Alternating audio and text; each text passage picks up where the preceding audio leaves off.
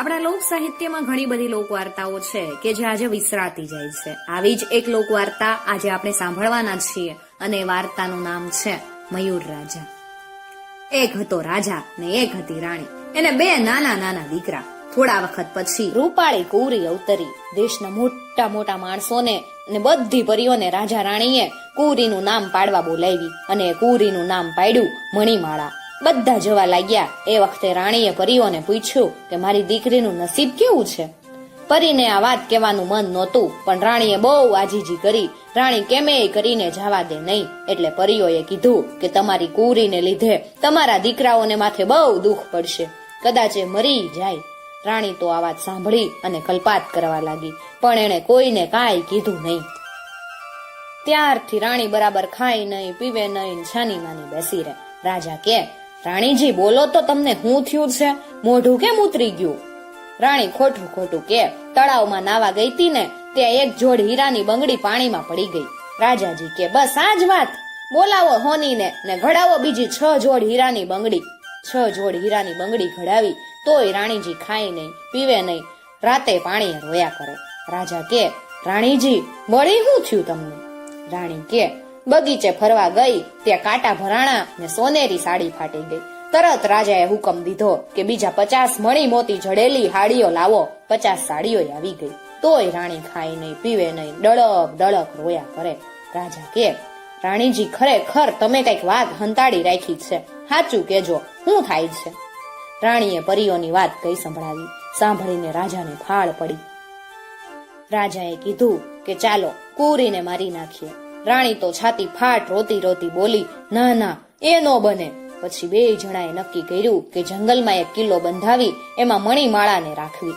રાજમહેલની પાછળ એક મોટું જંગલ હતું. ત્યાં મોટી મોટી દિવાલો વાળો એક કિલ્લો બંધાવ્યો ને રાજકુંવરીને એમાં રાખી. રોજ સાંજે રાજા રાણી 2 કુંવરને લઈ અને કુંવરીને મળવા આવે. એમ કરતા કરતા કરતા ઘણા વર્ષો વીતી ગયા. રાજા રાણી મરી ગયા એટલે મોટો કુંવર ગાદીએ બેઠો. એક દિવસ એણે પોતાના ભાઈને કીધું, બેન મણિમાળા બિચારી બહુ દુખી થાય, નાનપણથી જ આ કિલ્લામાં એને શા માટે પૂરી હશે, હાલો આપણે એને અહીંયા લઈ આવીએ. એમ કહી બંને જણા બેનને તેડવા હેલ્યા. મણિમાળાનો આનંદ તો ક્યાંય માય નહીં. એને ભાઈઓ ઉપર તો ઘણું ઘણું હેત વછૂટ્યું. પછી 3 જણા વનમાંથી રાજધાની તરફ જવા નીકળ્યા. રસ્તામાં કેટલા કેટલા ફળ ફૂલના ઝાડ ને કેવા રૂપાળા પંખી નજરે પડ્યા. મણિમાળાએ તો કોઈ દિવસ આવા પંખી જોયેલાય નહીં. જોઈ જોઈને મણિમાળા હસતી જ જાય ને પૂછતી જાય કે આનું નામ શું, આનું નામ શું? પોતાની ધોળી બિલાડીને પણ સાથે જ તેડી લાવી છે. એક ઠેકાણે એણે જોયું તો મોર કળા કરીને નાચી રહ્યો હતો. એના સુંદર પીછા સૂરજના તેજમાં ચળક ચળક થતા હતા. મણિમાળા તો થંભીને ઊભી જ રહી. પછી કે, ઓહો, કેવું રૂપાળું પ્રાણી, આ શું કહેવાય? ભાઈઓ કે, એ એક જાતનું પંખી છે, એનું નામ મયુર. તરત જ મણિમાળાએ હઠ લીધી કે આ મયુર તો બહુ સુંદર, પણ તો એ મયુરોના રાજાને જ પણું, બીજા બધા તો મારા ભાઈ બાપ. એના ભાઈઓ કે, અરે બેન, ગાંડી જેવી વાતો કા કરે? માનવી તે વળી પંખીની હારે પણ ખરા? મયુરોને તે વળી કેવો રાજા હોય, અને હોય તો પણ અમે એને ક્યાં ગોતવા જઈએ? મણિમાળા તો કે, મારે પરણવું તો પંખીના રાજાને જ પરણવું. એક જ ધારી એણે હઠ લીધી. ભાઈઓએ નક્કી કર્યું કે હાલો ત્યારે મયુર રાજાને ગોતીએ. બેનને કીધું કે બેન, અમે જાશું મયુર રાજાને ગોતવા, તું અહીંયા રહી અને રાજપાટ સંભાળજે. પછી એ દેશના એક બહુ જ હોશિયાર ચિતારાની પાસે પોતાની બેનની છબી ચિતરાવી, અને છબી એવી તો બની કે જાણે મણિમાળા પોતે જ બેઠી હોય ને. હમણાં જાણે કે આંખનો પલકારો મારશે અને એના હોઠ ફફડશે. છબી લઈને બંને ભાઈઓ મોરને દેશ જવા નીકળ્યા. પણ ક્યાં આવ્યો હશે મોરનો દેશ, કોને ખબર? 2 જણા કેટલા દેશ ભટક્યા, કેટલા પહાડ વળોટી ગયા, કેટલાય વન વિંધ્યા, પણ ક્યાંય પત્તો મળે નહીં. 2 ભાઈ રસ્તે ચાલતા ચાલતા વિચાર કરે કે મયુરોનો રાજા નહીં મળે તો આપણી બેન પરણશે નહીં. એટલામાં તો ભર ભર ભર એવો અવાજ સંભળાયો. જોવે ત્યાં તો આકાશમાં તીડડાના ટોળે ટોળા હાલ્યા. એ કે, ભાઈઓ અહીંયા શું કામ આવ્યા છો? મોટો ભાઈ કે, મોર પંખીનો દેશ ક્યાં આવ્યો ભાઈ? તીડ કે, હાલો તમને દેશમાં લઈ જઈ, પણ એ તો બહુ આઘેર છે, તમારાથી પહોંચાશે? 2 ભાઈઓએ પોતાની બધી વાત કરી એટલે તીડ બધા ભેગા થયા. એક ઝાડની ડાળી ભાંગી ને તેના ઉપર એ 2 ભાઈઓને બેસાડ્યા. પછી ડાળ ઉપાડીને બે ભાઈઓને લઈ અને તીડ મોર પંખીને દેશ હાલ્યા. 90,000 ગાંવ આગ્યે દેશ. ત્યાં જઈને જોવે તો ઠેકાણે ઠેકાણે મોર, ધરતી ઉપર મોર, આકાશમાંય મોર. કોઈ મોર રમત રમે, કોઈ નાચે, બધા એવા ટવકાર કરે કે 3 ગાંવ આગેથી પણ અવાજ સંભળાય. મોર પંખીના દેશમાં તો આવ્યા, પણ એના રાજા આગળ શી રીતે જવાય? તીડ બોલ્યા કે હાલો તમને રાજા પાસે લઈ જઈએ. રાજ દરબારમાં જઈને જોવે ત્યાં તો બરાબર માનવી જેવા માનવી બેઠેલા. એ માણસોનો પોશાક મોર પીછોનો બનેલો, દેખાવ પણ બહુ રૂપાળો. બધાયની અંદર વધુમાં વધુ સ્વરૂપવાન રાજા. રાજા સોનેરી મોર ઉપર બેઠેલા, એને માથે મોર પીછનો મુંગટ ઝળહળી રહ્યો છે. નાનો રાજકુંવર રાજાને નમસ્કાર કરીને બોલ્યો, અમે આપને એક ચીજ બતાવવા આવ્યા છીએ. એમ કહી પોતાની બેન મણિમાળાની છબી રાજાની આગળ ધરી. છબી જોઈને મયુર રાજા એટલો ખુશ થઈ ગયો કે તો બોલવા જ માંડ્યો કે કેવું સુંદર, વાહ કેવું સુંદર, માનવીને શું આટલું બધું રૂપ હોય? મણિમાળાના ભાઈ કે આ અમારી પોતાની બેનની જ છબી. આ મારા મોટા ભાઈ આપની જેમ એ પણ એક દેશના રાજા છે. એ સાંભળી મયુર રાજાએ બે ભાઈની બહુ મહેમાન ગતિ કરી. પછી બોલ્યા કે પરણું તો આપની બેનને જ પરણું, બીજી બધી મા બેન. પણ યાદ રાખો, જો તમારી બેનનું રૂપ બરાબર આ છબી જેવું નહીં હોય તો હું તમને મારી નાખીશ. ભાઈઓ કે ભલે. પછી બેનને તેડવા પોતાના રાજમાં માણસો મોકલ્યા. 3 દરિયા વળોટીને મયુર દેશના માણસો મણિમાળાને દેશ પહોંચ્યા. મણિમાળાને માટે એક સુંદર નૌકા સાથે લીધેલી. એ નૌકાની ચારેય તરફ મોરના જ ચિત્રો. એમાં બેસીને મણિમાળા મોર પંખીના દેશ તરફ ચાલી નીકળી. સાથે પોતાની ધોળી બિલાડીને પણ લીધેલી. બીજી એક બુઢી દાઈ અને બુઢીની એક દીકરી પણ સાથે હતી. નૌકામાં બેસીને મણિમાળા વિચારે કે ઓહો, ક્યારે એ મોર પંખીના દેશમાં પહોંચું. બુઢી દાઈના મનમાં થાય કે મારી દીકરીને મયુર રાજાની રાણી કેવી રીતે કરું. બુઢીના પેટમાં આવી દાનત હતી, એની મણિમાળાને શું ખબર હોય. એક રાતે મણિમાળા સૂતી છે.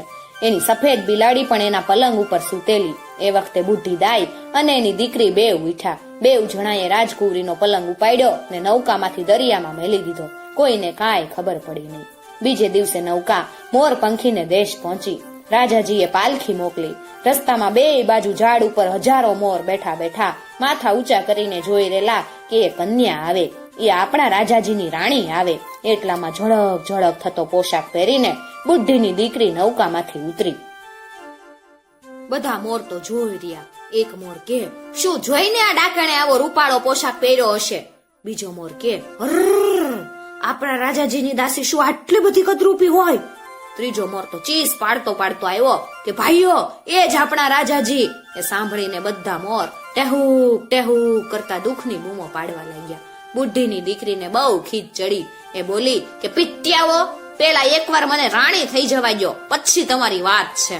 કન્યાનું રૂપ જોવા મયુર રાજા પણ આવ્યા. એણે તો કન્યાને જોઈ કે તરત એનું મોઢું રાતું ચોળ થઈ ગયું.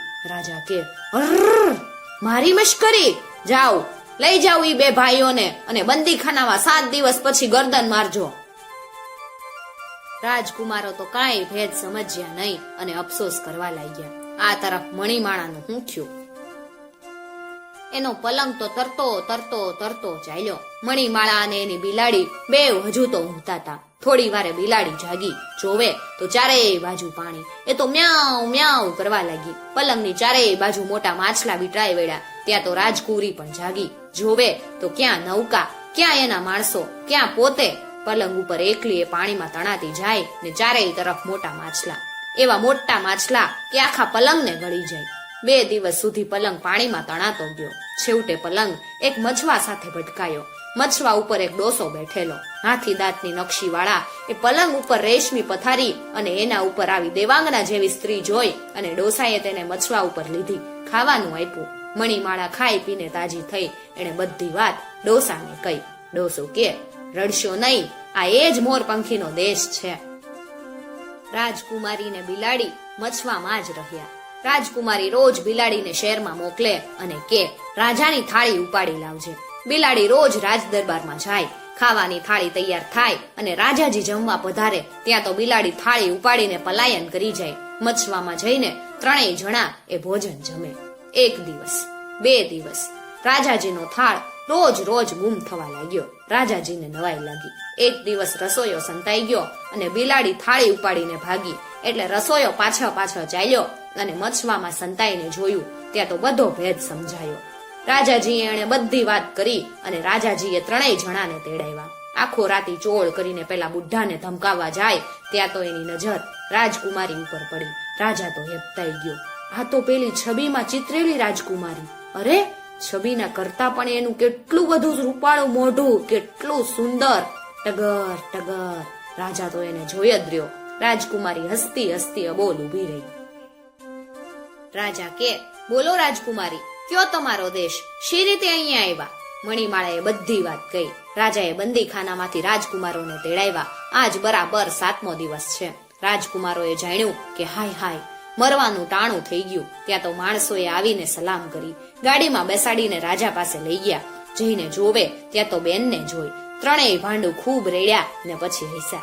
મયુર રાજા પણ ત્રણેય જણાને પગે પડ્યો. પછી તો ધામધૂમ સાથે મયુર રાજા મણિમાળા સાથે પરણ્યો અને પેલી બુઢીની કદરૂપી છોકરી ક્યાં, ઈ તો ક્યાંય પલાયન કરી ગઈ. ખાધું પીધું